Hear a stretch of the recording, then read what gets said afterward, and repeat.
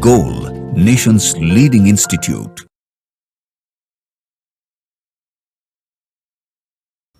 Hello students, this is Chandan Kumar, Physics Faculty, Goal Institute. Today we are going to discuss solution of ITS Major Test 03. Start करेंगे हम लोग question number 1 से. Question number 1 बच्चे statement based सवाल है, तो चलिए start करते हैं. स्टेटमेंट है यहाँ पे A, B, C and D. हमें चेक करना है इसमें से कौन सा स्टेटमेंट करेक्ट है और कौन सा इनकरेक्ट है. तो सबसे पहले तो हमें चेक करना है इसके अंदर इनकरेक्ट वाला स्टेटमेंट कौन सा है. इनकरेक्ट बताना है, करेक्ट नहीं. सबसे पहला स्टेटमेंट देख लेते हैं हम लोग. The electric lines of force entering into Gaussian surface provide negative flux. सही बात है, इंटर करता है तो नेगेटिव फ्लक्स होता है, तो सही स्टेटमेंट है. दूसरा स्टेटमेंट है बच्चे, a charge Q is placed at one of its corner of a cube. एक क्यूब है, क्यूब के कॉर्नर पे क्या है, एक चार्ज क्यू है एक कॉर्नर पे, ठीक है. One of its corner of a cube, the flux through all the faces will be the same. मतलब जितने भी फेस होंगे, क्यूब के कितने फेस होते हैं, 6 फेस होते हैं. तो इसमें बोला जा रहा है कि 6 के 6 फेस से सभी से फ्लक्स क्या होगा, सेम होगा. क्या सही स्टेटमेंट है, गलत बात है. अगर आप किसी कॉर्नर पे, इस कॉर्नर पे रखेंगे तो उस कॉर्नर से जो अटैच हो रहा है, टच कर रहा है जो फेस, उससे तो इलेक्ट्रिक फ्लक्स होता ही नहीं है, 0 हो जाता है.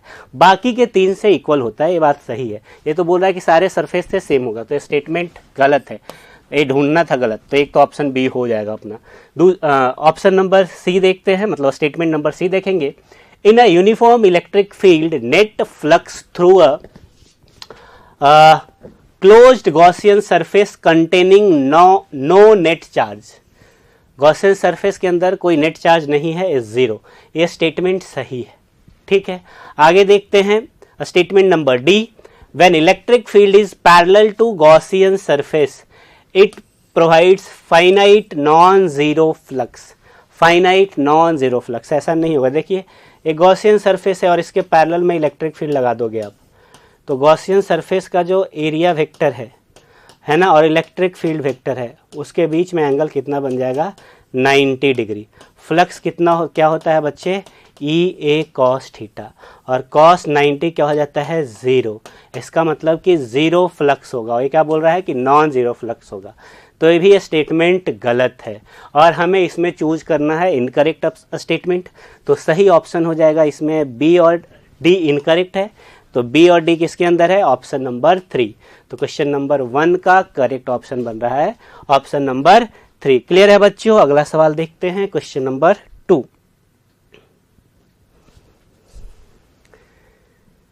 Zener breakdown occurs in a PN junction having P and N both.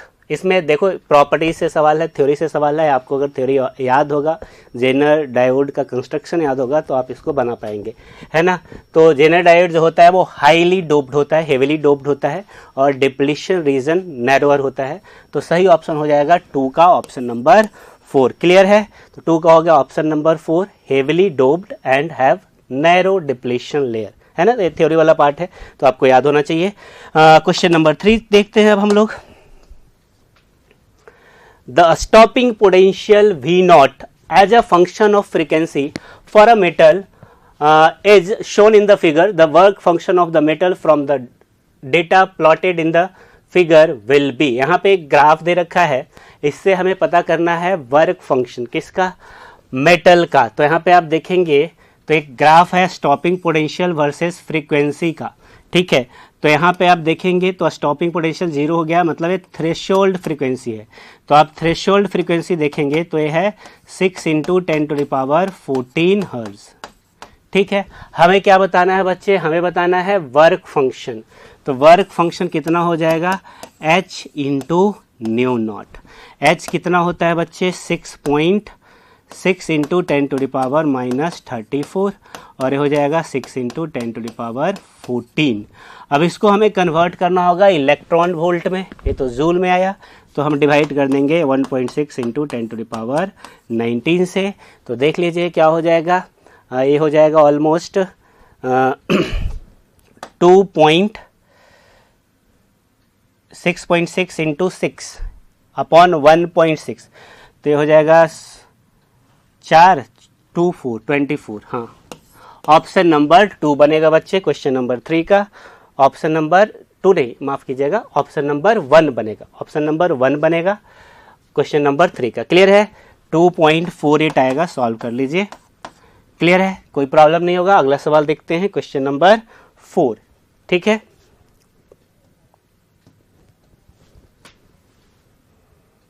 हाँ, अगेन स्टेटमेंट बेस्ड सवाल है। इसके अंदर क्या बोला जा रहा है? स्टेटमेंट 1 के अंदर बोला जा रहा है area under velocity time graph gives displacement travelled by the body in a given time.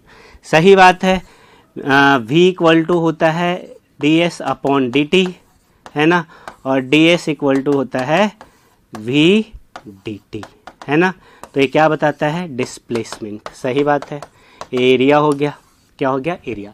तो area under velocity time graph gives displacement travelled by the body in a given time. सही statement है। दूसरा statement देख लेते हैं, statement number 2। Area under acceleration time graph, है ना, area अंदर अगर एक्सेलरेशन लिखेंगे तो dv अपॉन dt हो जाएगा, है ना, और dv चेंज इन वेलोसिटी मिलेगा a dt। सही बात है। एक्सेलरेशन और टाइम का ग्राफ जो है उसका एरिया टाइम एक्सिस के ऊपर हमें बताता है चेंज इन वेलोसिटी। तो time graph is equal to the change in velocity in the given time.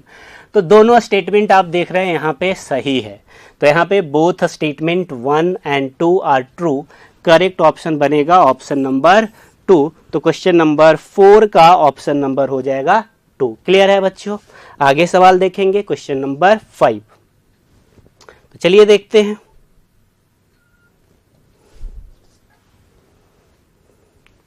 हाँ, क्वेश्चन नंबर 5 देखिए।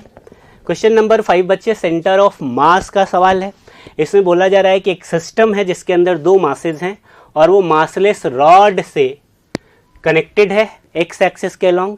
एक का मास 2 kg दे रखा है और उसका पोजीशन दे रखा है 3 मीटर। दूसरा मास 8 kg है और उसका पोजीशन है 8 metre. And x coordinate of centre of mass पूछ रहा है। हम लोग जानते हैं सेंटर ऑफ मास का पोजीशन XCM हो जाता है m1 x1 plus m2 x2 upon m1 plus m2। यहाँ पे सब कुछ गिवन है। पहला मास जो है वो 2 kg है और उसका पोजीशन कितना है? x इक्वल टू 3, तो हो जाएगा 2 इंटू 3 प्लस दूसरा मास है बच्चे 8 kg और उसका पोजीशन है 8 मीटर। तो ये हो जाएगा 8 into 8 upon 8 plus m1 plus m2 हो जाएगा 2। यहाँ देखेंगे तो ये हो जाएगा 64 प्लस 6 70 अपॉन 10 और ये आएगा 7 मीटर। सही ऑप्शन बन रहा है ऑप्शन नंबर 3। क्लियर है बच्चों? अगला सवाल देखेंगे हम लोग, क्वेश्चन नंबर 6। तो चलिए देखते हैं। अ कॉनकेव मिरर ऑप्टिक्स का सवाल है। Surface viewing has a focal length of 0.45। Focal length दे रखा है। कॉनकेव है तो फोकल लेंथ कैसा रहेगा बच्चे? नेगेटिव रहेगा। तो 0.45 मीटर माइनस में लिख सकते हैं। The distance at which you hold the mirror from your face in order to see your image upright with a magnification of 9। m दे रखा है, अपराइट है मतलब +9 हो जाएगा। आपको पता होना चाहिए मैग्निफिकेशन का फॉर्मूला होता है f upon f minus you और ये कितना दे रखा है बच्चे? 9। तो यहाँ से हम लोग लिख सकते हैं, ये हो जाएगा f equal to 9f minus u. ठीक है, 9f माइनस 9u, 9u। ठीक है, और एक तरफ कर लेते हैं, 9u हो जाएगा 8f के बराबर और u हो जाएगा 8/9f के बराबर। तो 8/9 और f हो जाएगा माइनस में 0.45। क्या हो जाएगा? 0.45।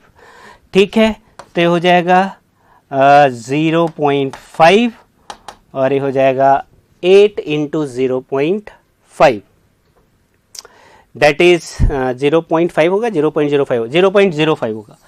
ठीक है, तो 8 इंटू 0.05 आ जाएगा 0.4 मीटर। माइनस में, यू तो माइनस में ही होता है मतलब 40 सेंटीमीटर। कितना आ रहा है? 40 सेंटीमीटर।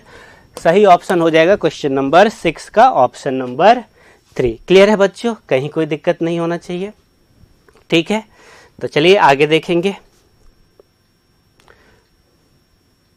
7, question number 7। हाँ, इन वंडर वॉल इक्वेशन, हाँ ये वाला इक्वेशन सवाल जो है वो आपको डायमेंशन से है, तो हम लोग डायमेंशनली इसको बना लेंगे, आसान है। वंडर वॉल इक्वेशन दे रखा है, P प्रेशर है, V वॉल्यूम है, R जो है यूनिवर्सल गैस कांस्टेंट है, T टेम्परेचर है। हमें A/V² का डायमेंशन बताना है ना, कि वो किसके इक्वल होगा। तो A का डायमेंशन क्या हो जाएगा बच्चे? यहाँ से आप देख सकते हो A हो जाएगा, A और A/V² का डायमेंशन P के बराबर होगा, तो A क्या हो जाएगा? P इंटू V² हो जाएगा ना। इसी तरीके से B क्या हो जाएगा जी? तो B का डायमेंशन हो जाएगा, जो V का डायमेंशन होगा तो B V का हो जाएगा। हमसे पूछ रहा है कि A/B², तो A कितना है? PV², और B कितना है बच्चे? V, तो V²। क्या बचा? P बचा, है ना। तो सही आंसर क्या हो जाएगा क्वेश्चन नंबर 7 का? ऑप्शन नंबर 4 बन रहा है। क्लियर है? कोई प्रॉब्लम नहीं होना चाहिए। 7 का 4 हो गया। आगे देखेंगे question number 8।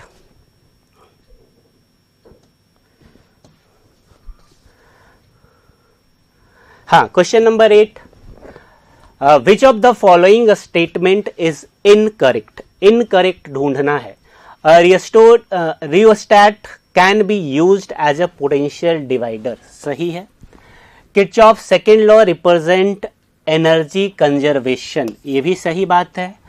In a balanced Wheatstone bridge if the cell and galvanometer are exchanged the null point is disturbed, गलत बात है, कोई फर्क नहीं पड़ता है। Next, Wheatstone bridge is the most sensitive when all the 4 resistance R of the same order of magnitude, सही है। तो 8 का जो इनकरेक्ट स्टेटमेंट है वो क्या है? Option number 3। तो 3 आंसर हो जाएगा जो इनकरेक्ट है। ठीक है, तो 8 का हो गया 3 number.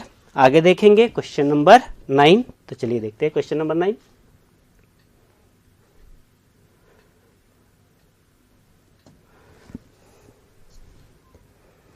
Number, in Young's double slit experiment with the slit separation D, a monochromatic light of wavelength lambda is used. The angular separation of the fringe, angular width omega पूछ रहा है। ओमेगा होता है बच्चे लैम्डा बाई डी, ये बताने वाली कोई बात है नहीं। ओमेगा बीटा अपॉन डी लिख सकते हैं, ऐसे बीटा होता है lambda D upon D, upon D cut करेंगे तो आ जाएगा लैम्डा अपॉन डी। ये तो फॉर्मूला है, सबको पता होना चाहिए। तो 9 का करेक्ट ऑप्शन हो जाएगा ऑप्शन नंबर 2। क्लियर है? आगे देखते हैं। चलिए क्वेश्चन नंबर 10 देखेंगे। हाँ, a person standing on a spring balance inside a stationary lift measures 75 kg. The weight of that person if the lift descends with uniform downward acceleration of 1.6 meter per second square will be. तो wait क्या हो जाएगा? Downward जाएगा तो बेटा हो जाएगा mg minus a, है ना। m कितना है? 75, g कितना बोला है 10 लेने के लिए, माइनस a डिसेंड कर रहा है कितना एक्सेलरेशन से? 1.6 से। तो 75 इंटू 8.4, इसको सॉल्व कर लीजिए तो ये हो जाएगा 75 इंटू 8, 75 इंटू 2 हो गया 150, 4 हो गया 300, 600 और 630। ठीक है, 630 न्यूटन आएगा। क्लियर है बच्चों? तो 10 का सही ऑप्शन हो जाएगा ऑप्शन नंबर 4। क्लियर है? अगला सवाल देखते हैं हम लोग, क्वेश्चन नंबर 11।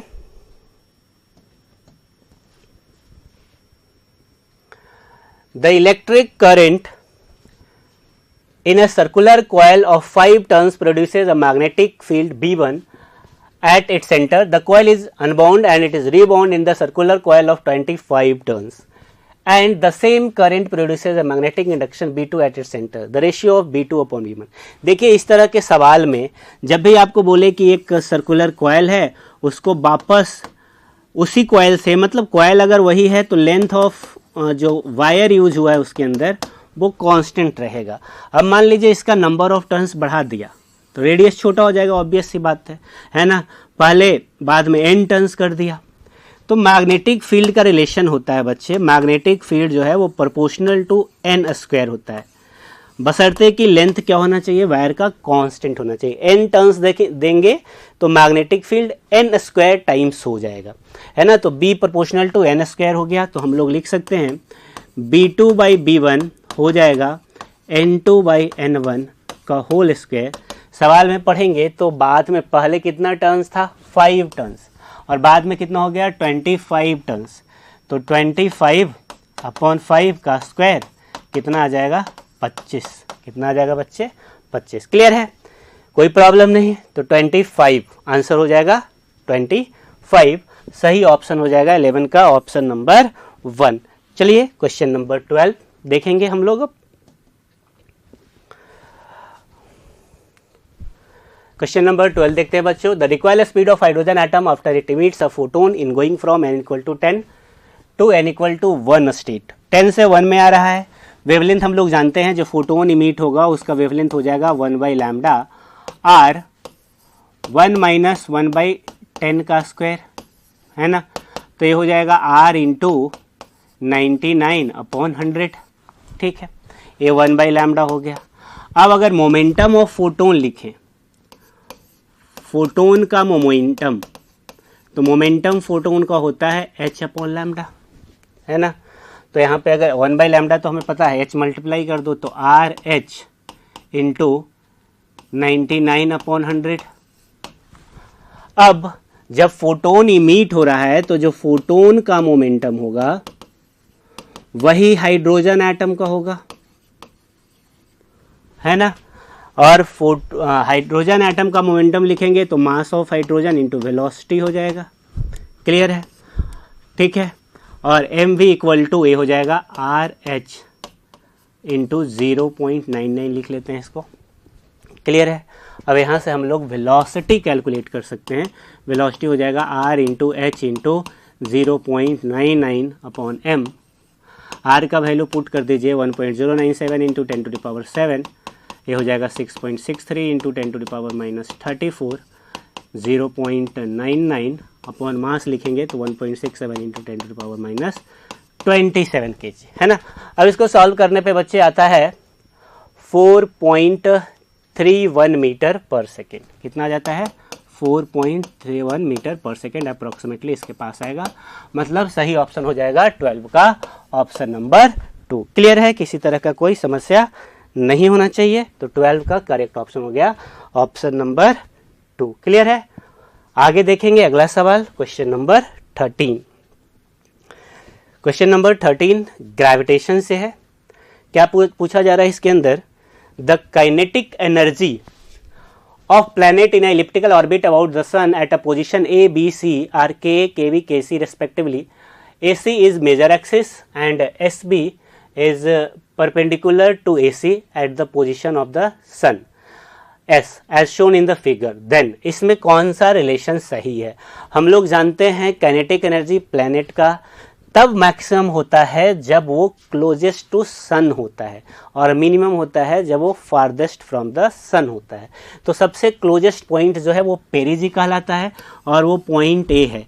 तो काइनेटिक एनर्जी ए मैक्सिमम हो जाएगा, उसके बाद बी पे हो जाएगा, और फारदेस्ट पॉइंट है सी, सी पे सबसे कम हो जाएगा, तो ये हो जाएगा के सी। तो के इज ग्रेटर देन के बी, ग्रेटर देन के सी। तो सही ऑप्शन आपको दिख रहा होगा, ऑप्शन नंबर 4 हो जाएगा। क्लियर है।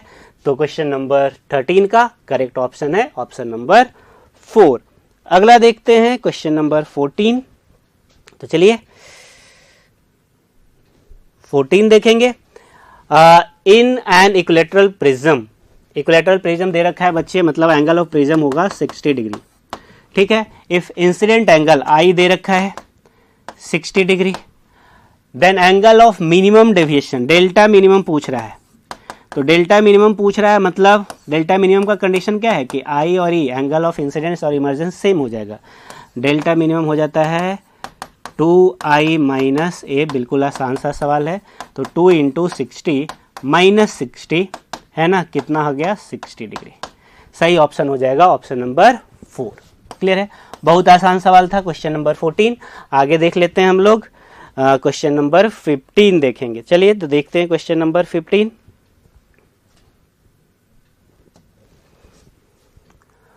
हाँ, मैचिंग वाला सवाल है। दो लिस्ट दे रखा है, लिस्ट 1 एंड लिस्ट 2, और आपको मैच करना है, 1 से ज़्यादा करेक्ट हो सकता है। तो चलिए सबसे पहले तो बोल रहा है omega L is greater than 1/ओमेगा c। ये है बच्चे एक्सेल, और एक्सेल ग्रेटर देन बोल रहा है एक्सी। एक्सेल क्या हो रहा है, ग्रेटर देन एक्सी। अब कुछ बात मैं बता देता हूँ, आपको पता होना चाहिए, होगा भी। IPL है ना, इंडियन प्रीमियर लीग, हमको यहाँ पे इसको यूज़ करेंगे चीज़ों को याद रखने के लिए। IPL का मतलब है इंडक्टर में पोटेंशियल जो है लीड करेगा, इंडक्टर पोटेंशियल लीड है ना। और दूसरा है CCL, ठीक है। CCL में मतलब कैपेसिटर के अंदर, कैपेसिटर में करंट लीड करेगा। कन्फ्यूजन से बचने के लिए आप इसको याद रख सकते हैं इस तरीके से। IPL इंडक्टर में पोटेंशियल लीड करेगा, CCL कैपेसिटर में करंट लीड करेगा। अब देख लेते हैं, एक्सेल ग्रेटर देन XC है, मतलब ये इंडक्टिव है। अब जब ये इंडक्टिव है तो इंडक्टिव में क्या होता है, पोटेंशियल लीड करता है, करंट लैग करता है। तो देख लीजिए, current lags behind the applied EMF, मतलब इसका सही ऑप्शन हो जाएगा ए का 2, ठीक है। दूसरा ओमेगा एल इक्वल टू 1/ओमेगा c, मतलब एक्सएल इक्वल टू XC है, ये रेजोनेटिंग कंडीशन है, तो रेजोनेंस है इसका मतलब। तो रेजोनेंस पे क्या होता है, वोल्टेज और करंट जो है वो दोनों सेम फेज में होता है। तो current is in phase with EMF, तो पहला तो होगा ही। और इस समय करंट भी सर्किट में क्या हो जाता है, मैक्सिमम, क्योंकि इंपेडेंस सर्किट के अंदर मिनिमम हो जाता है, तो तीसरा भी हो जाएगा। यहां पे आप देखेंगे तो XC ग्रेटर देन XL है, कैपेसिटिव सर्किट है। कैसा है, कैपेसिटिव। कैपेसिटिव में करंट लीड करता है, तो करंट कहां लीड कर रहा है, current lead the EMF, fourth हो जाएगा इसमें, ठीक है। रेजोनेंट फ्रीक्वेंसी, तो वो तो वही वाला कंडीशन हो गया, तो इसमें जो था वही ऑप्शन आ जाएगा, फर्स्ट एंड 3। तो देख लीजिए, पहला का 2 है, दूसरा का 1 3, तीसरा का 4, और चौथा का अगेन 1 3। तो सही ऑप्शन आपको मिल गया होगा, 15 का ऑप्शन नंबर 2 है। क्लियर है बच्चों। अगला सवाल देखेंगे, question number 16।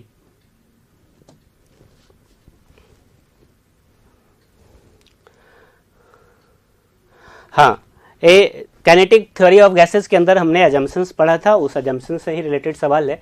According to kinetic theory of gases, molecules of gas behaves like perfectly elastic rigid sphere. पहला ही स्टेटमेंट सही है ना। तो सही आंसर हो जाएगा 16 का ऑप्शन नंबर 1। क्लियर है, आगे देखते हैं क्वेश्चन नंबर 17। चलिए, a conducting circular loop of radius 20/√π, एक लूप है जिसका रेडियस दे रखा है, लिख लेते हैं हम लोग 20/√π centimetre, is placed perpendicular to uniform magnetic field. Magnetic field के परपेंडिकुलर है, मतलब 0.75 टेस्ला दे रखा है magnetic field. The magnetic field is decrease to 0 in 0.25 second, मतलब डेल्टा टी जो है 0.25 सेकेंड में मैग्नेटिक फील्ड हो गया है 0, ठीक है। At a steady rate the induced EMF in the loop, the induced EMF in the circular loop at 0.1 second. Constant rate से है तो किसी भी टाइम पे वही हो जाएगा। तो EMF होता है बच्चे d∅/dt, और phi को हम लोग लिखेंगे B/A। यहाँ पे A कांस्टेंट है तो A dV/dt आप लिख सकते हैं EMF को। तो EMF आ जाएगा A πr², R हो जाएगा 20/√π का स्क्वायर, ये हो गया एरिया πr², dV/dt। तो मैग्नेटिक फील्ड 0 हो जा रहा है, तो कहाँ से 0.75 से, ठीक है। कितना टाइम में 0 हो जा रहा है, 0.25 से टाइम में, तो हो गया पाई ये हो गया 400, नीचे पाई, और इसको कट करेंगे तो आ जाएगा 3। ठीक है, तो पाई से पाई गया, है ना। अब इसमें आप को दे रखा था, ठीक है, तो ये हो जाएगा 1200। कितना आ जाएगा? 1200 वोल्ट। इसमें कुछ दे रखा है, सेंटीमीटर में है, तो इसको सेंटीमीटर में है तो इसको चेंज भी करना पड़ेगा, तो 10⁻⁻4 हो जाएगा। तो 10⁻⁻4, 10⁻⁻4, और इसको लिख सकते हैं 120 × 10⁻⁻3, 120 मिली वोल्ट। सही ऑप्शन हो जाएगा ऑप्शन नंबर 4। तो 17 का करेक्ट ऑप्शन है ऑप्शन नंबर 4। क्लियर है बच्चों? यहाँ पे रेडियस जो है वो सेंटीमीटर में दे रखा था, स्क्वायर करेंगे तो सेंटीमीटर स्क्वायर हो जाएगा, और उसको मीटर स्क्वायर में लिखेंगे तो 10⁻⁻4 मीटर स्क्वायर हो जाएगा। ठीक है, ठीक है, कोई दिक्कत नहीं होना चाहिए। आगे देखते हैं question number 18। 18 the schematic symbol of light emitting diode, LED का। ये तो सब याद करने वाला है बच्चे, ऑप्शन नंबर 2 हो जाएगा। तो 18 का करेक्ट ऑप्शन है ऑप्शन नंबर 2। क्लियर है? आगे देखते हैं 19 नंबर।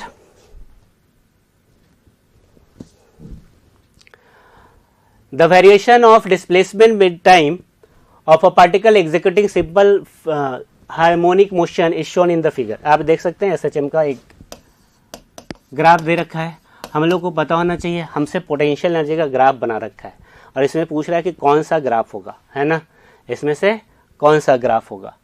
तो हमें पता होना चाहिए कि जो एनर्जी का ऐसे फ्रीक्वेंसी होता है, पोटेंशियल एनर्जी बोलो या काइनेटिक एनर्जी बोलो, एसएचएम के फ्रीक्वेंसी के डबल होता है, 2f। ठीक है, तो यहाँ पे आप देख भी रहे हैं, इसमें से 2 तो गायब हो जाएगा, इसका तो फ्रीक्वेंसी वही है सेम, इसका भी फ्रीक्वेंसी वही है सेम, है ना। इन दोनों में से अब कोई रह जाएगा। दूसरा चीज़, पोटेंशियल एनर्जी जो है वो पॉजिटिव होता है, तो ग्राफ ऊपर ही आएगा, फ्रीक्वेंसी डबल होगा और ग्राफ ऊपर आएगा। सही ऑप्शन है 19 का ऑप्शन नंबर 3। क्लियर है? आगे देखेंगे क्वेश्चन नंबर 20। हाँ, देखिए बढ़िया सवाल है, थोड़ा सा कैलकुलेटिव आपको लग सकता है, लेकिन ज़्यादा कैलकुलेटिव नहीं, आप ट्रिक अप्लाई करेंगे तो। Calculate the amount of charge on capacitor 3 microfarad, the internal resistance of battery is, है ना। यहाँ पे एक चीज़ मेंशन नहीं है, लेकिन आपको समझना है, नहीं कुछ दे रखा है तो, कि ये स्टेडी स्टेट का बात हो रहा है ना। किसका बात हो रहा है? स्टेडी स्टेट का। स्टेडी स्टेट में कैपेसिटर जो है वो ओपन सर्किट की तरह बिहेव करता है, मतलब कैपेसिटर से करंट नहीं होगा, जीरो हो जाएगा। कैपेसिटर से करंट नहीं होगा, कब? स्टेडी स्टेट में। ठीक है, तो सर्किट में जो करंट है वो ऐसे फ्लो करेगा, इसी लूप के अंदर करंट फ्लो करेगा, और जब इस लूप के अंदर करंट फ्लो करेगा तो I जो है वो हो जाएगा V कितना है? 10/R plus small r। तो 10, R है 9 और स्मॉल r बच्चे सवाल में दे रखा है 1 ओम, है ना। The internal resistance of battery is 1 ओम। तो करंट कितना है बच्चे? 1 एम्पियर। अब मुझे इसके अक्रॉस पोटेंशियल डिफरेंस लिखना पड़ेगा, तो मैं इसके अक्रॉस अगर पोटेंशियल डिफरेंस V लिखूं तो V हो जाएगा E माइनस IR। E है 10, माइनस I है 1, और R भी कितना है? इंटरनल रेजिस्टेंस 1, यानी कि 9 वोल्ट। ध्यान से देखना, अब मुझे पता चल चुका है कि यहाँ से यहाँ तक जो पोटेंशियल डिफरेंस है वो 9 वोल्ट है ना। करंट तो है नहीं इसमें, तो जो भी ड्रॉप है वो कैपेसिटर के अक्रॉस ही है। अब ध्यान से देखिए, थोड़ा सा इसको शॉर्ट करता हूँ सवाल को आसान बनाने के लिए।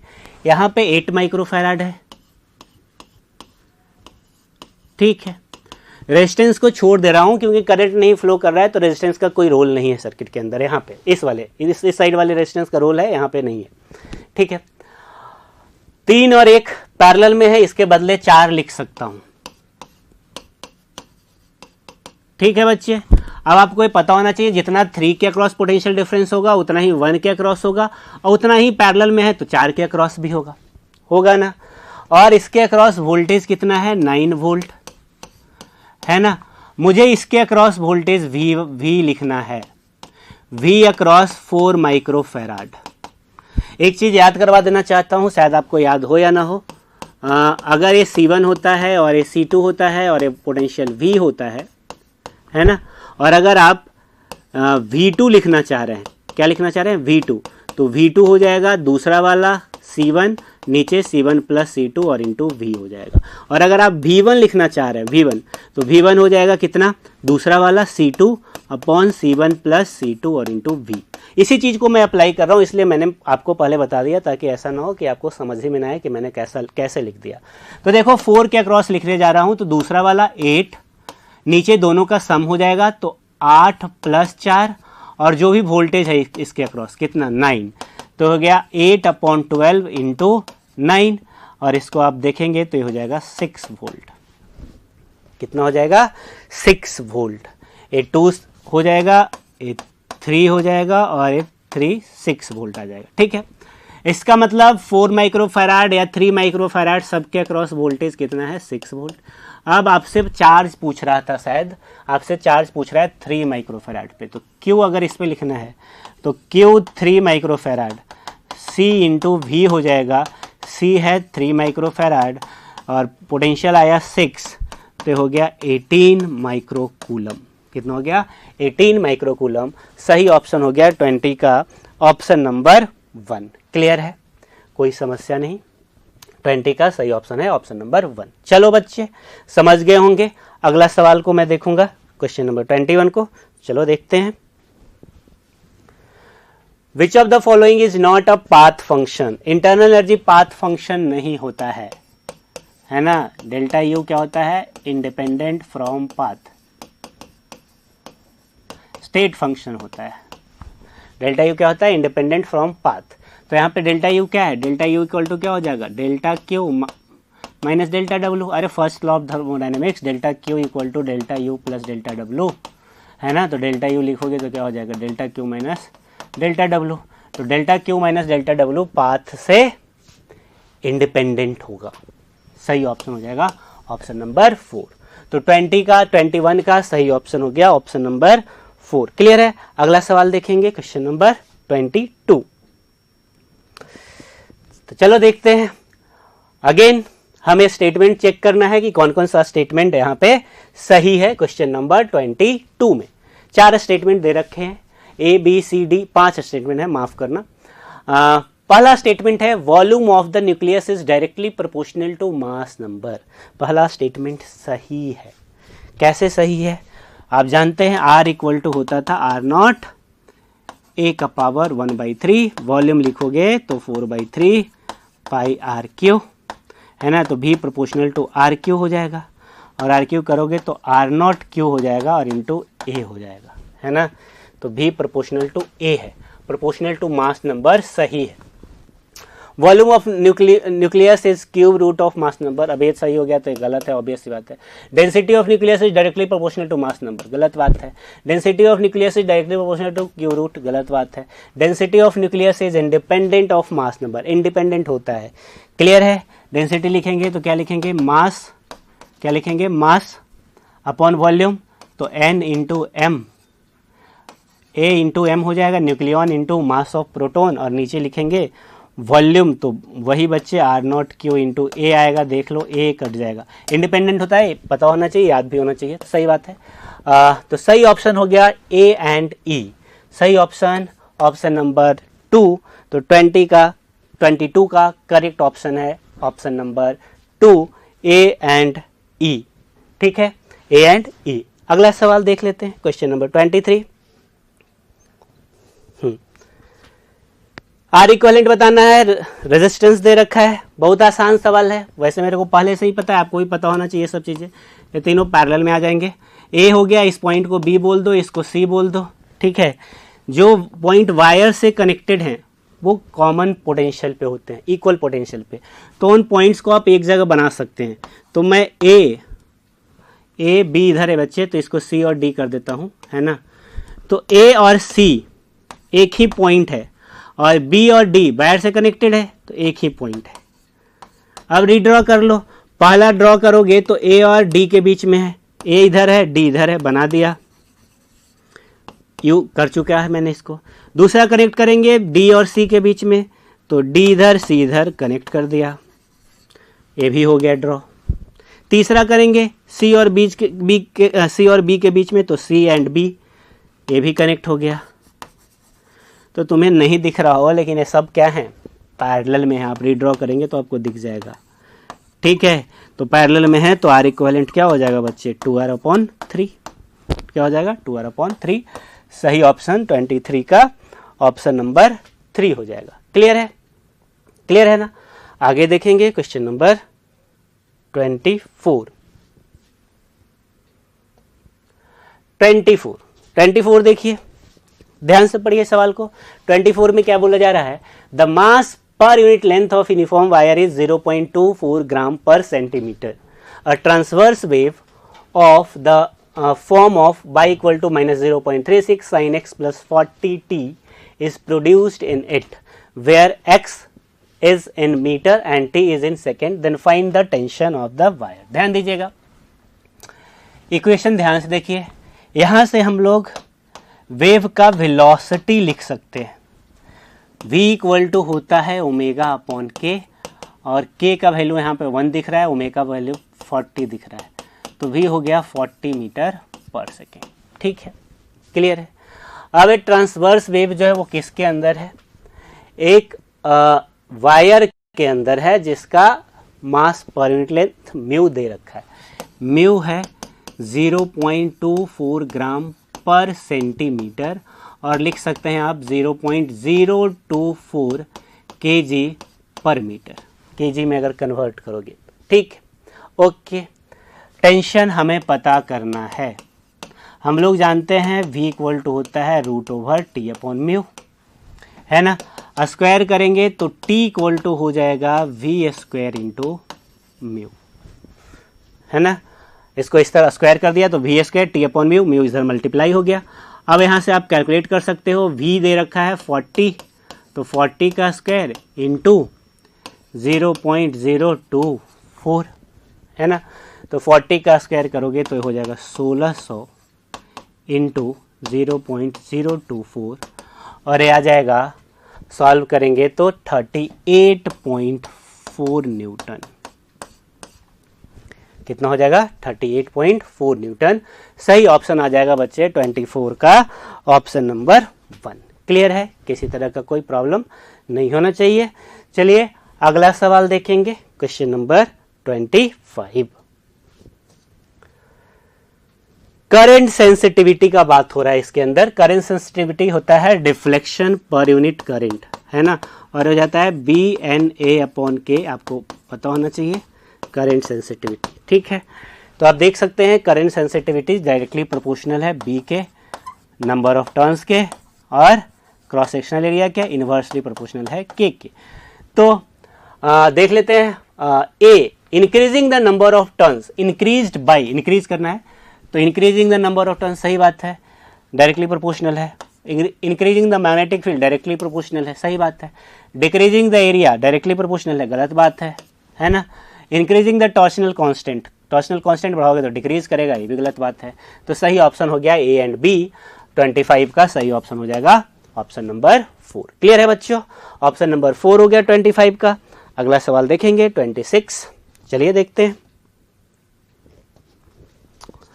हाँ, the escape velocity of a body on the surface of earth is 11.2 kilometre पर second. If the earth mass increase to thrice its present value and radius of the earth becomes 1/3 of the escape velocity would becomes, है ना। क्या होगा अगर अर्थ का मास 3 times हो जाए और रेडियस 1/3 हो जाए, तो escape velocity पे क्या फर्क पड़ेगा। तो v escape पहले होता क्या है, तो v escape होता है, हम लोग जानते हैं ये होता है √2gm/r। इससे हमें क्या समझ में आ रहा है कि v escape जो है वो प्रोपोर्शनल है m/r के। तो हम लोग लिख सकते हैं v1/v2 is equal to m1/m2 into √r2/r1 हो जाएगा ना बच्चे, देख लो। v1 11.2 है, v2 निकालना है, M1 M है, M2 3M है। इसी तरीके से R2 R/3 है और R1 R है। ठीक है, तो मास और मास कट गया, R कट गया। यहाँ से जब आप V2 लिखेंगे तो 11.2 और इंटू इधर से देखो √3 3 × 3 9, बाहर आ जाएगा 3, 11.2 इंटू 3 हो जाएगा और ये हो जाएगा 33.6 किलोमीटर पर सेकेंड। सही ऑप्शन बन रहा है बच्चे, ऑप्शन नंबर 4। क्लियर है? तो 26 का भी आंसर है ऑप्शन नंबर 4, कोई दिक्कत नहीं। अगला सवाल देखते हैं, question number 27। In the given figure, a battery of EMF is connected across a conductor PQ of length L and different area of cross section having radii R1 and R2।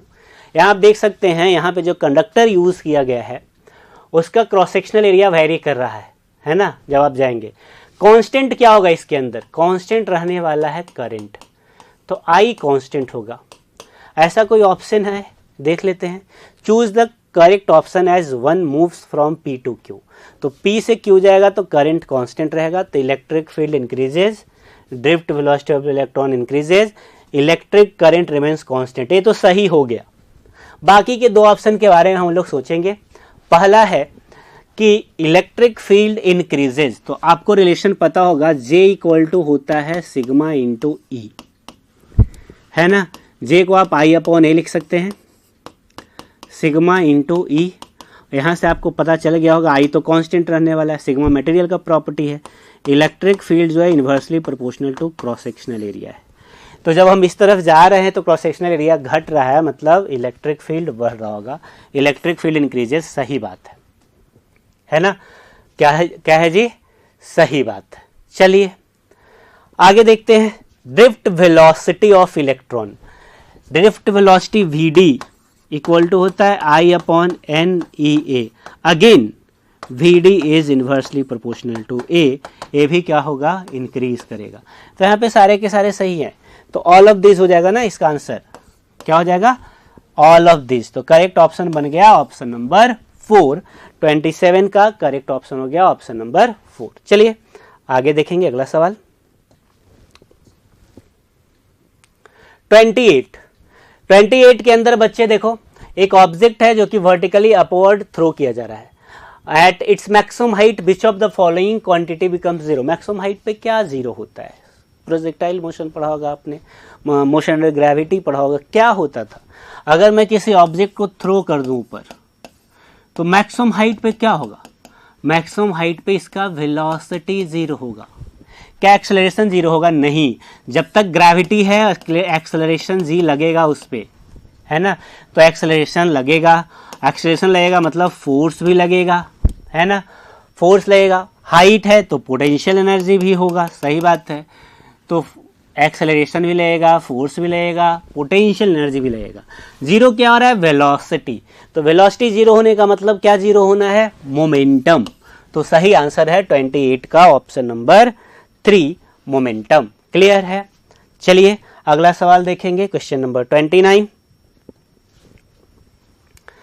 The magnetic dipole moment of a coil, magnetic dipole moment m दे रखा है 6 × 10⁻⁻6 and it is lined up with an external magnetic field whose strength b दे रखा है 0.75। Then the work done in rotating the coil for 180 degree. Work done हो जाता है बच्चे mb cos θ1 माइनस cos θ2। तो लिखेंगे तो हो जाएगा mb cos 0 माइनस cos 180 और ये cos 0 1 minus minus plus 2mb। तो वर्क डन आ जाएगा 2 × m। m है 8.6 × 10⁻⁻6 और b है 0.75, है ना। और इसको सॉल्व करेंगे तो आएगा 12.9 माइक्रोजूल। कितना आ जाएगा बच्चे? 12.9 माइक्रोजूल। क्लियर है? क्लियर है। तो 29 का सही ऑप्शन हो जाएगा ऑप्शन नंबर 1।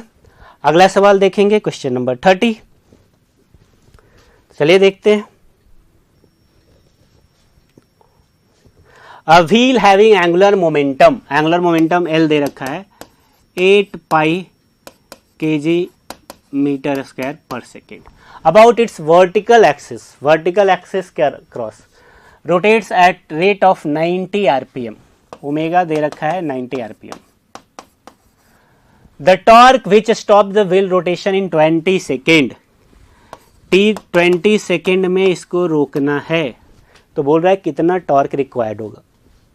आपको पता होना चाहिए टॉर्क होता है dl/dt. तो इसको रोकना है मतलब इनिशियल है, फाइनल 0 हो जाएगा, मतलब चेंज कितने का आएगा 8 पाई का, और dt कितना चाहिए 20 second.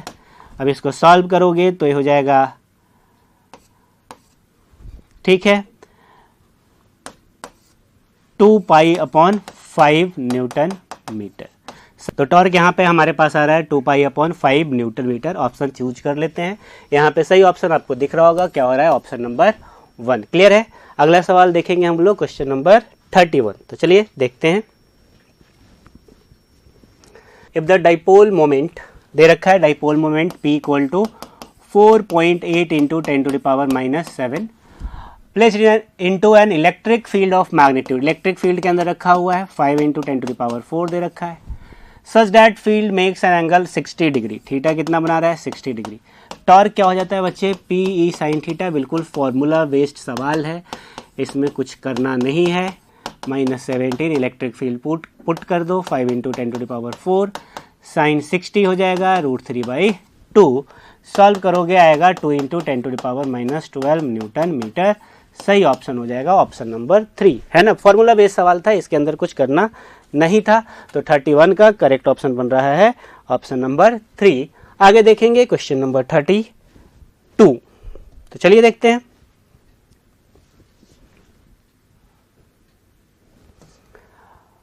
What is the minimum diameter of a brass rod if it is support a 600 Newton load without exceeding the elastic limit? Assume that a stress for elastic limit. Elastic limit दे रखा है, वो कितना है 380 mega pascal 10⁻6 pascal. ठीक है. Load कितना है जी, force कितना है, तो फोर्स है 600 न्यूटन. हमसे पूछ रहा है what is the minimum diameter. ठीक है. पहले तो एरिया निकालना पड़ेगा हमें. तो स्ट्रेस जो हो जाता है वो हो जाता है F/A. A हो जाएगा F/S. ठीक है. और एरिया को आप लिख सकते हैं πd²/4 इक्वल टू हो जाएगा F/S, है ना. क्या हो जाएगा F/S. तो यहाँ से बच्चे d² हो जाएगा 4F/S into pi, 4F/S into pi. और d निकालना है तो रूट लगाना पड़ेगा 4 इंटू F/S इंटू पाई. कुछ है नहीं, कैलकुलेटिव है, थोड़ा सा करना पड़ेगा, कुछ कर नहीं सकते इसमें. ये हो जाएगा 600 न्यूटन. S का वैल्यू दे रखा है 380 इंटू 10⁻6. पाई का वैल्यू है 3.14, है ना. तो S का वैल्यू डाल दिया, इलास्टिक लिमिट पाई का वैल्यू डाल दिया, 4F का वैल्यू डाल दिया. क्लियर है, कोई दिक्कत नहीं. तो यहाँ से डायमीटर आपको सॉल्व करेंगे तो आएगा 1.42 मिलीमीटर mm. सही ऑप्शन हो जाएगा ऑप्शन नंबर 2. 32 का करेक्ट ऑप्शन है ऑप्शन नंबर 2. क्लियर है बच्चों, सॉल्व करना है और कुछ करना नहीं है, कैलकुलेटिव है. अगला सवाल देखते हैं question number 33. 33 certain quantity of water cools from 80 to 70. Newton's law of cooling का सवाल है. इसका एक अप्रॉक्सीमेशन मेथड होता है जिसमें फॉर्मूला होता है, लिख देता हूं मैं आपको. Theta initial theta final upon T के थीटा इनिशियल, इसी को अप्लाई करूंगा मैं, plus theta final upon 2 average temperature हो जाता है माइनस सराउंडिंग का temperature theta naught. Here theta naught surrounding temperature है. तो चलो सबसे पहले क्या बोल रहा है कि 80 से 70 गया, तो 80 माइनस 70 10 अपॉन कितना लगा मिनट 10 मिनट इक्वल टू के एवरेज लिखेंगे 80 और 70 का तो 75 हो जाएगा, अब माइनस थीटा हो जाएगा। ठीक, क्लियर है? तो पहला। दूसरा 10/10 हो जाएगा, ये 1 के 75 माइनस थीटा। क्लियर है? क्लियर है बच्चों? दूसरा इक्वेशन लिखेंगे। अब कहां से कहां जा रहा है? बोल रहा है कि अगला 10 मिनट में 62 डिग्री सेल्सियस हो गया। तो 62 डिग्री मतलब 70 से 62 हुआ होगा, तो 8 का डिफरेंस आया है, 8/10 के एवरेज हो जाएगा 70 और 62 का 66 माइनस थीटा। तो यहाँ से आप देखेंगे तो 0.8 के 66 माइनस थीटा हो गया। ठीक है, दूसरा इक्वेशन, ये पहला इक्वेशन था, ये दूसरा इक्वेशन हो गया, है ना। दोनों को डिवाइड कर दो, 1 में डिवाइड कर देता हूँ दूसरे से, तो ये हो जाएगा 10/8 के गायब हो जाएगा बच्चे, 75 माइनस थीटा, और इधर हो जाएगा 66 माइनस थीटा। आगे बढ़ाएंगे तो ये हो जाएगा 660 माइनस 10 थीटा, ये हो गया 600 माइनस 8 थीटा। 10 थीटा को उस तरफ लेके चले जाओ तो 2 थीटा हो जाएगा, इसको इधर ले आओ 60 हो जाएगा, थीटा इक्वल टू 60/2 30 डिग्री आएगा। क्या आएगा? 30 डिग्री। सही ऑप्शन है बच्चे 33 का, ऑप्शन नंबर 2। 33 का सही ऑप्शन हो गया, ऑप्शन नंबर 2। अगला सवाल चलो देखते हैं, question number 34। A light ray falls on a glass surface of refractive index √2, mu दे रखा है √2, है ना। At an angle of incidence 45 दे रखा है। ठीक है, 45 पे मान लो फॉल कर रहा है,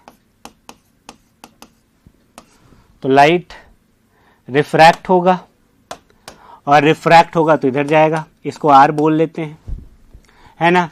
क्या हो जाता है जी? Sine i upon sine r equal to 1/√2, तो साइन आर इक्वल टू क्या हो गया?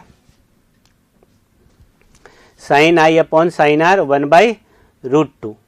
ठीक है, 1/√2 नहीं, √2, μ2/μ1 ना, √2। ठीक है, तो साइन आर हो जाएगा 1/2 और आर हो जाएगा 30 डिग्री। आर क्या हो गया? 30 डिग्री। तो ये वाला एंगल हो गया 30 डिग्री। यहाँ से लाइट रिफ्लेक्ट हुआ होगा, 45 पे रिफ्लेक्ट हुआ होगा। हमसे पूछ रहा है angle between refracted and reflected, मतलब दिस एंगल। तो दिस एंगल हम लोग लिख सकते हैं, ये एंगल कितना हो जाएगा जी? तो ये टोटल बच्चे हैं 180, तो 180 माइनस 45 प्लस 30, ठीक है, कितना आ जाएगा? 105 डिग्री। कितना आ जाएगा? 180 से 75 घटा रहे हैं तो 105 डिग्री सही आंसर हो जाएगा, ऑप्शन नंबर 3। क्लियर है? आसान था, आर हमें सिर्फ कैलकुलेट करना था।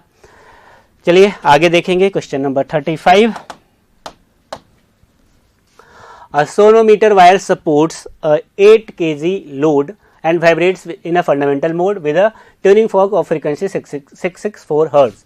The length of the wire between the bridge is now doubled. In order to maintain fundamental mode, the load should change to, है ना। ध्यान से देखिए, फ्रीक्वेंसी का क्या होता है? फंडामेंटल फ्रीक्वेंसी का फॉर्मूला 1/2L √T/μ। अब ध्यान से सवाल पढ़ेंगे तो आपको समझ में आएगा कि मेंटेन फंडामेंटल मोड मतलब कि फ्रीक्वेंसी कांस्टेंट रखना है, और सोनोमीटर वायर है, वायर को हम लोग चेंज नहीं कर रहे हैं, तो जब वायर को चेंज नहीं करेंगे तो म्यू भी क्या हो जाएगा? कांस्टेंट हो जाएगा। ठीक है, तो एफ को मेंटेन करना है, म्यू कांस्टेंट है, तो एफ म्यू कांस्टेंट हो गया, तो बच गया क्या? तो इसके अंदर बच गया T/L, ये भी क्या हो जाएगा? कांस्टेंट हो जाएगा। तो √T जो है वो डायरेक्टली प्रोपोर्शनल टू L हो जाएगा। हम लोग लिख सकते हैं √T1/T2 is equal to L1/L2। पहले 8 kg था तो 8 × G, बाद में हमें नहीं पता, M × G लिख लेते हैं। L1 L था, L2 डबल कर दिया गया। ठीक है बच्चे, तो G से G कट जाएगा।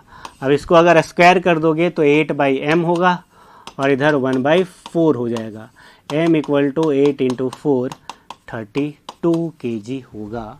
सही ऑप्शन ऑप्शन नंबर 2 होगा। तो 35 का सही ऑप्शन है ऑप्शन नंबर 2। क्लियर है बच्चों? आगे देखेंगे question number 36, section B start हो रहा है। हाँ, question number 36।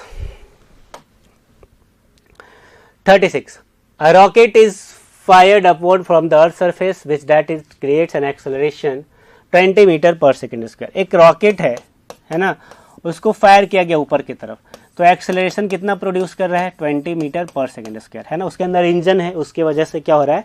Acceleration upward direction में प्रोड्यूस हो रहा है 20 मीटर पर सेकेंड स्क्वायर।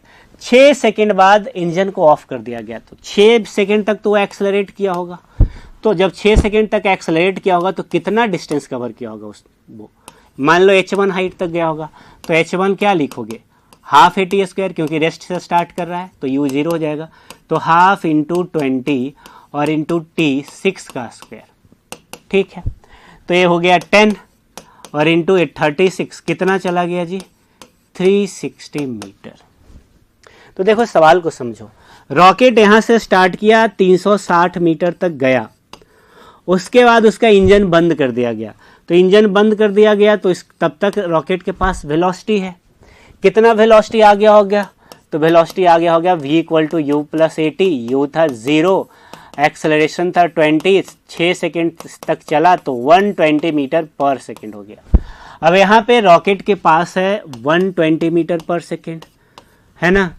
तो जैसे ही इंजन को स्विच ऑफ कर दोगे वो फिर मूव करेगा, फ्री फॉल मोशन हो जाएगा, मोशन अंडर ग्रेविटी के अंदर आ जाएगा। तो इस वेलोसिटी की वजह से ऊपर जाएगा और फिर फाइनली नीचे आएगा। तो कितना ऊपर जाएगा जी? तो हम लोग जानते हैं h हो जाता है v स्क्वायर अपॉन 2g।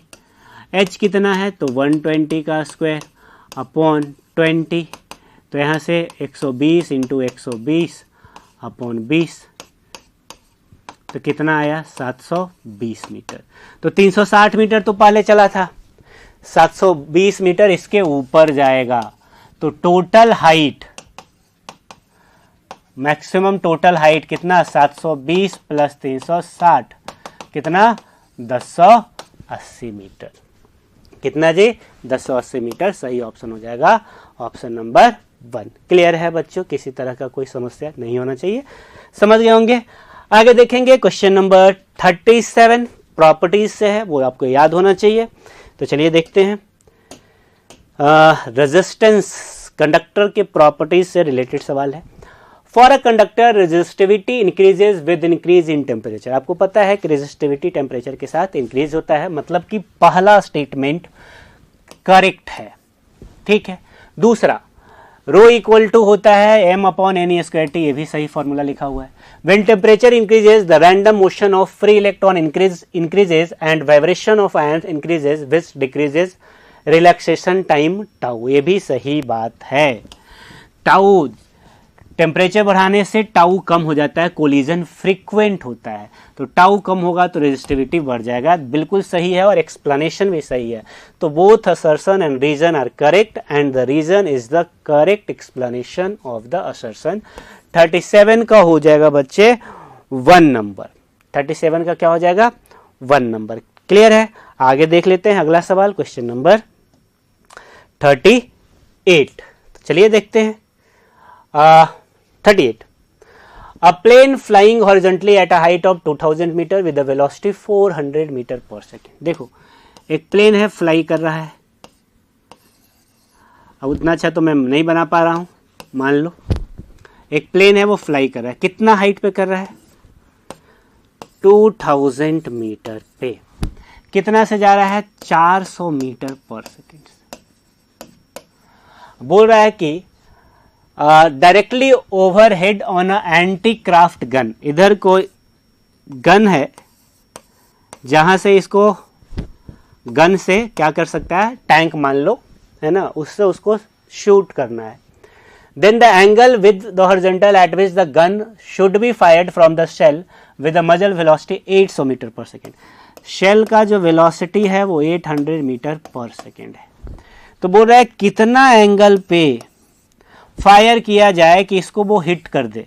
तो बेटा हिट तभी करेगा, हिट करने का एक ही कंडीशन होता है कि हॉरिजॉन्टल डायरेक्शन में जो प्लेन का वेलोसिटी है और जो बुलेट का वेलोसिटी है वो सेम होना चाहिए, तभी तो उसको पकड़ पाएगा ना।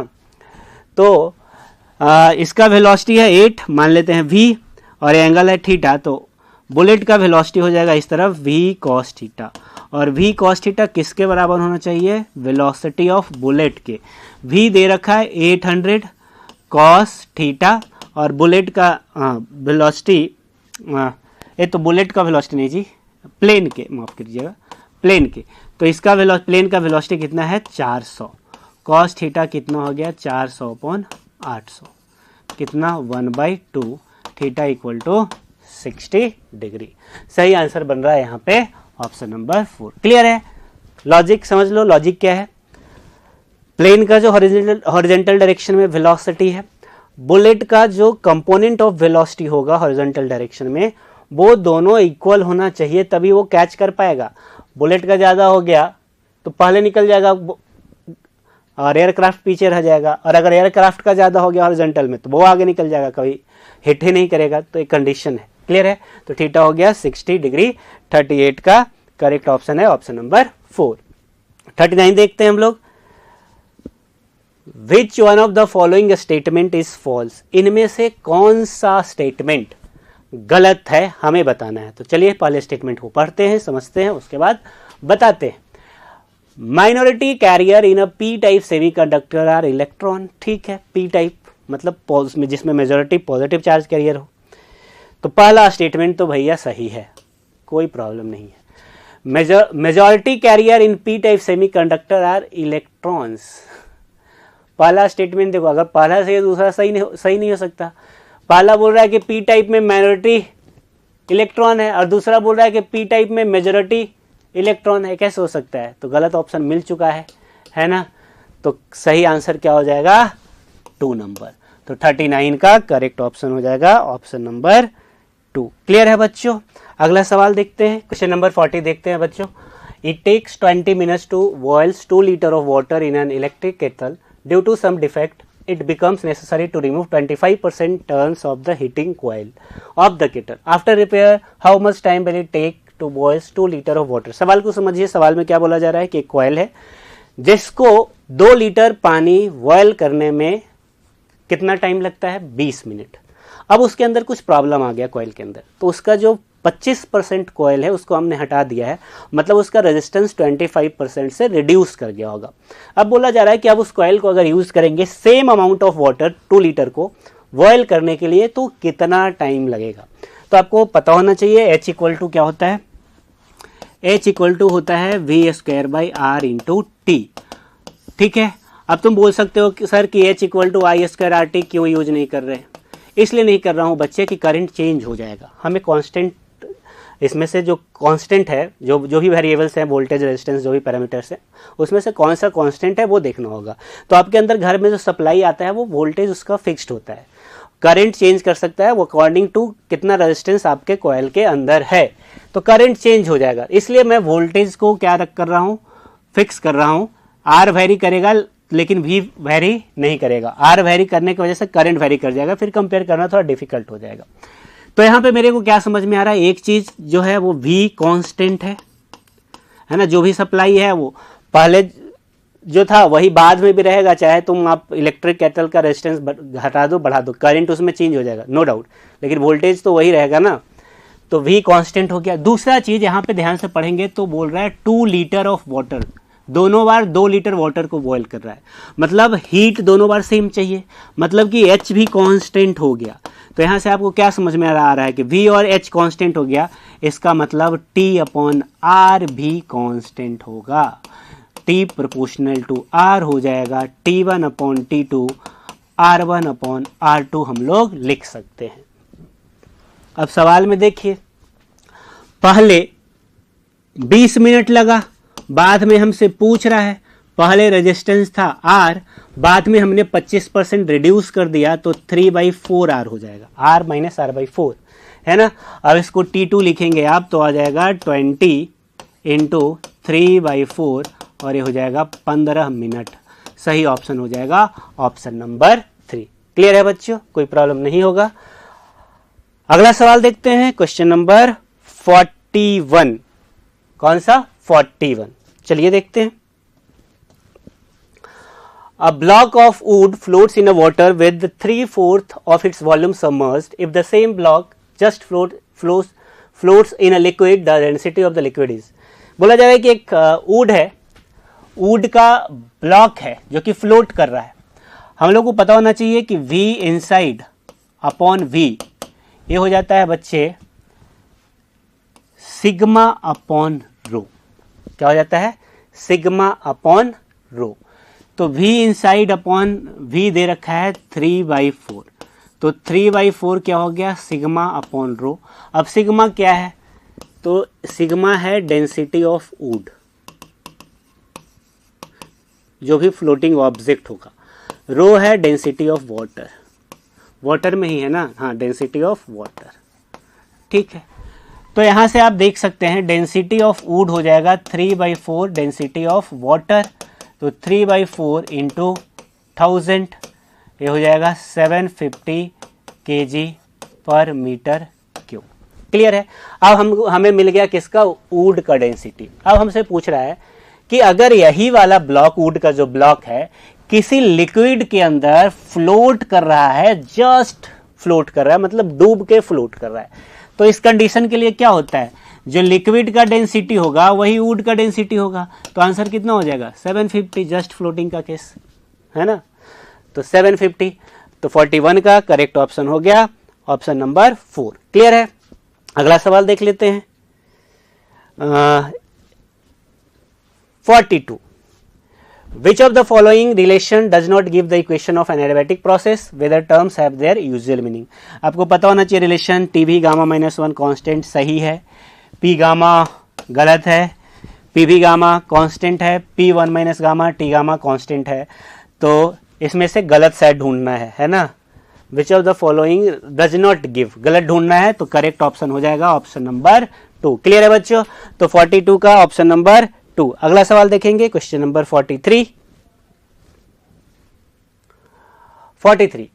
A small object at rest absorbs light pulse of power 30 millivolt and duration 400 nanosecond, assuming a speed of light 3 into 10 to the power 8 meter per second. The momentum of the object becomes, momentum P equal to होता है बच्चे E upon C, photon की वजह से photon को absorb कर रहा है, तो फोटोन का जो मोमेंटम है वो ऑब्जेक्ट को मिलेगा। तो P equal to E into C, E को लिख सकते हो power into time upon C। ये P पावर है और ये P मोमेंटम है, कंफ्यूज नहीं होना है ना। तो पावर है कितना? 30 मिलीवोल्ट, ठीक है, और कितना सेकंड के लिए? 400 नैनो सेकंड के लिए, ठीक है, और स्पीड कितना है? 3 इंटू 10 टू द पावर 8। अब इसको सॉल्व करेंगे तो आएगा 4 into 10 to the power -17 kg metre per second. ठीक है, तो सही ऑप्शन हो गया kg मीटर पर सेकेंड। तो सही ऑप्शन हो गया ऑप्शन नंबर 1। 43 का 1 हो गया। आगे देखेंगे question number 44। An object of mass 10 kg is thrown vertically upward from the ground. Their resistance produces a constant retardation force of 30 Newton.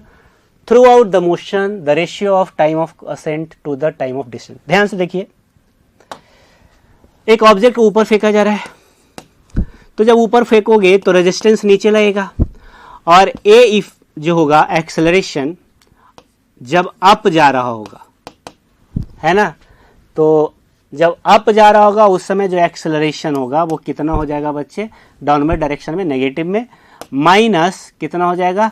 क्योंकि जी भी नीचे और रेजिस्टेंस भी नीचे, तो जी प्लस ए हो जाएगा, माइनस जी कितना हो जाएगा? जी तो 10 होता है, और ए हो जाएगा 10 kg है, और फ्रिक्शन कितने का लग रहा है? 30 न्यूटन का, तो 30 अपॉन 10 3, तो ये हो जाएगा -13। Metre per second square. ठीक है, वही जब नीचे आ रहा होगा ऑब्जेक्ट तो जी नीचे है ना, और रेजिस्टेंस के वजह से एक्सेलरेशन ऊपर, तो ए डाउन जब नीचे आ रहा होगा उस समय एक्सेलरेशन ऑब्जेक्ट का रहा होगा कितना, माइनस में जी माइनस ए, तो -10 - 3 -7 मीटर पर सेकेंड स्क्वायर। कोई प्रॉब्लम नहीं है, अप और डाउन दोनों का लिख लिया। टाइम होता है बच्चे t = √2s/a, है ना, हमसे टाइम ही तो पूछ रहा है, रेशियो ऑफ टाइम, है ना, तो t is inversely proportional to √a, तो t up upon t down, root हो जाएगा a down upon a up. हमसे पूछ रहा है time of ascent to time of descent, है ना, तो ऊपर डाउन हो जाएगा, तो डाउन में एक्सेलरेशन कितना है 7, अप में कितना है 13, तो √7/13 44 का सही ऑप्शन बच रहा है बच्चे, ऑप्शन नंबर 4। क्लियर है, तो क्वेश्चन नंबर 44 सही ऑप्शन है, ऑप्शन नंबर 4। क्लियर है, 44 का 4। अगला सवाल देखेंगे क्वेश्चन नंबर 45। चलिए देखते हैं। Elongation of a spring for a given system will be, elongation है ना, एक्सेलरेशन यहाँ पे जो भी लग रहा होगा kx, फोर्स लग रहा होगा kx इक्वल टू हो जाएगा mg + a, तो x इक्वल टू हो जाएगा mg + a/k।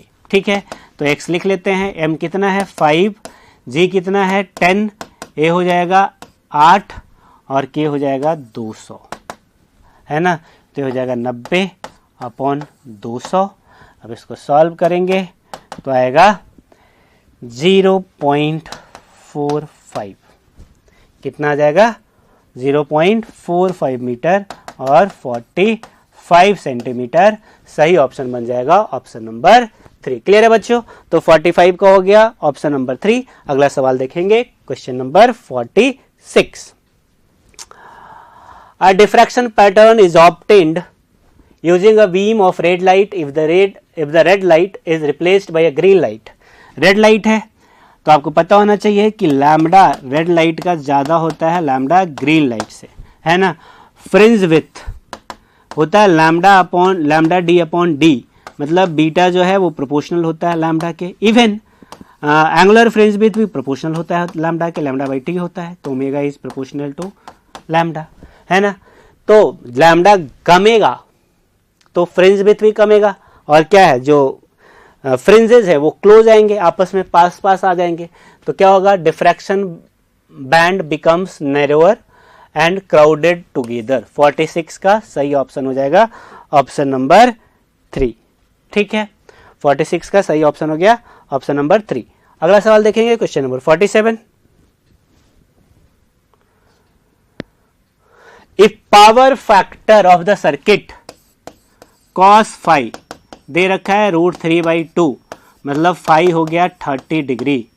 ठीक है, if the peak value of current I0 दे रखा है 10 ampere, then wattless current I wattless होता है IRMS sin फाई, तो IRMS कितना हो जाएगा बच्चे 10/√2, और साइन फाई लिखेंगे तो साइन 30 डिग्री,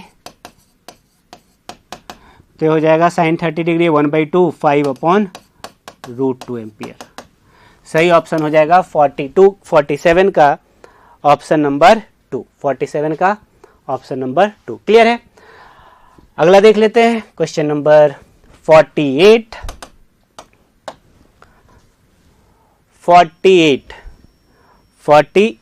चलिए, the magnetic flux linked with circuit of resistance R changes by delta phi in time delta t, then the total quantity of charge flown at any point in the circuit during that time. Delta देखो बच्चा, delta क्यों होता है, delta phi upon R, relation है, इसमें कुछ बताने वाला है नहीं। 48 का हो जाएगा ऑप्शन नंबर 1। आगे चलते हैं, देख लेते हैं क्वेश्चन नंबर 49। ये भी आसान सवाल है 49 भी। इसमें पूछ रहा है कि एक वायर फ्रेम है ABCD, यूनिफॉर्म मैग्नेटिक फील्ड में रखा हुआ है और हर एक आर्म पे फोर्स लग रहा है जो कि दिखा रखा है। नेट फोर्स बनाओगे बच्चे तो हॉरिजॉन्टल में देखो 5 न्यूटन आएगा इस तरफ, और इधर वाला नेट फोर्स हो जाएगा 20 माइनस 8, मतलब कि इधर 12 हो गया और इधर 5 हो गया। ठीक है, तो नेट फोर्स लिखेंगे तो हो जाएगा √12 का स्क्वायर प्लस 5 का स्क्वायर, तो हो गया 144 प्लस 25 169, 13 हो जाएगा। तो सही आंसर हो गया फोर्थ ऑप्शन। कौन सा?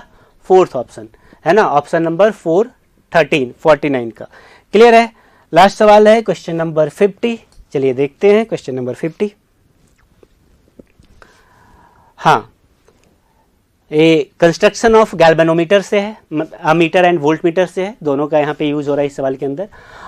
Moving coil galvanometer allows a full scale deflection of 10⁻³ ampere. तो सबसे पहले तो IG दे रखा है बच्चे, जो गैल्वेनोमीटर से करंट जा रहा है ना, 3 एम्पियर, 1 मिली एम्पियर बोल सकते हैं इसको, कोई दिक्कत नहीं है। ठीक है, रेजिस्टेंस ऑफ इतना RH दे रखा है 4910 required to convert above galvanometer into a volt meter of range 5 volt, है ना। फी कितना है? 5। हम लोग जानते हैं V इक्वल टू होता है IG RG plus RH। RG galvanometer का रेजिस्टेंस, तो V हो गया 5, A हो गया 10⁻³ और ये हो गया RG प्लस RH। तो RG निकालेंगे तो हो जाएगा 5000 माइनस 4910, ये हो जाएगा 90 ओम। गैल्वेनोमीटर का रेजिस्टेंस हमें पता चल चुका है। अब इस गैल्वेनोमीटर को क्या बनाया जा रहा है? अमीटर। अमीटर बनाने के लिए क्या करना पड़ेगा? शंट रेजिस्टेंस जोड़ना पड़ेगा। ये RG है तो आपको पता होना चाहिए, अमीटर के लिए IG हो जाता है RS/RS plus RG into I। Clear है? IG कितना था बच्चे? 10⁻³ दैट इज 1 मिली एम्पियर।